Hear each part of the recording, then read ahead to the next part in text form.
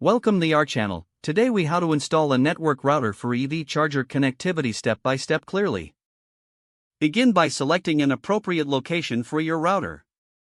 Ensure the location is close to your EV charger for optimal connectivity. Unbox your network router and verify all included components, such as power adapters and cables.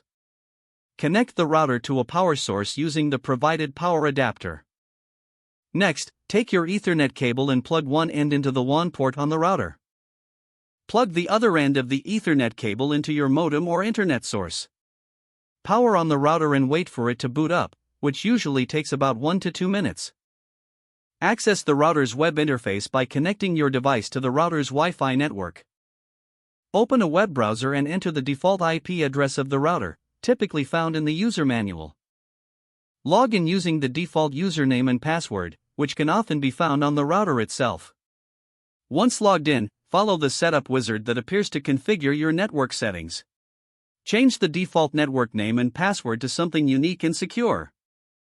Save the settings and allow the router to restart if prompted. After the router restarts, reconnect your device using the new Wi-Fi credentials. Next, connect the EV charger to the same network by accessing its settings through its app or display. Enter the network name and password you just created for your router.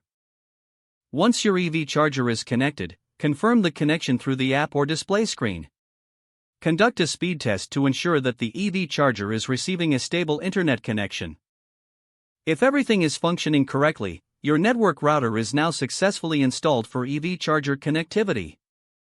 If the page does not load, refresh the browser or try again in a private or incognito window. Make sure you are using the correct email address, then retype it carefully to avoid small typos.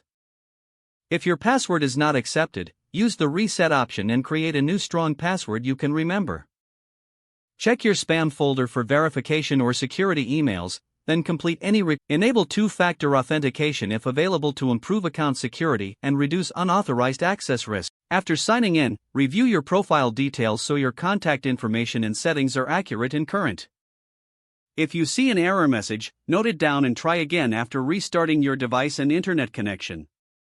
Log out when you finish, especially on shared devices, to keep your account and payment information secure.